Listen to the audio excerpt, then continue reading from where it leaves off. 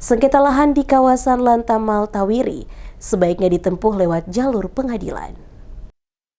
Anggota Komisi 1 DPRD Kota Ambon, Z. Pormes, menegaskan bahwa persoalan sengketa lahan di kawasan pangkalan TNI Angkatan Laut Tawiri yang diklaim keluarga Lontor sebaiknya diselesaikan melalui jalur hukum, bukan lagi melalui pengaduan ke DPRD. Hal itu disampaikannya usai rapat dengar pendapat yang membahas aduan keluarga Lontor terkait sebidang tanah yang saat ini berada dalam kawasan milik TNI Angkatan Laut di Tawiri. Menurut Pormes, berdasarkan penjelasan yang diperoleh dalam rapat, lahan tersebut sebelumnya telah melalui proses pengadaan oleh negara dan Badan Pertanahan Nasional. Tanah dimaksud disebut telah bersertifikat dan kini berstatus hak pakai atas nama TNI Angkatan Laut. Ia menjelaskan, klaim keluarga Lontor menyebut tanah tersebut merupakan milik leluhur mereka. Namun dalam proses sebelumnya, lahan itu telah diperjualbelikan dan kemudian masuk dalam skema pengadaan tanah hingga akhirnya dibayarkan dan dikuasai oleh TNI Angkatan Laut. Karena itu, Pormes menilai DPRD tidak memiliki kewenangan untuk membatalkan atau mengubah status sertifikat yang telah diterbitkan secara sah.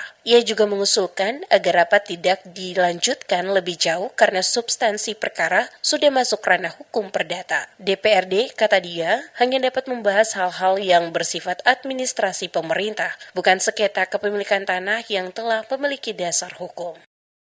Di atas lahan Angkatan Laut, itu sudah punya sertifikat hak pakai.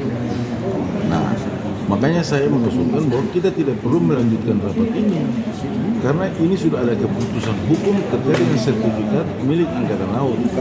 Kalau beliau merasa itu milik beliau, jangan lagi lapor ke DPR, langsung kasih masuk gugatan ke pengadilan dengan bukti-bukti supaya ada, karena yang bisa membatalkan sertifikat hak pakai itu adalah keputusan pengadilan.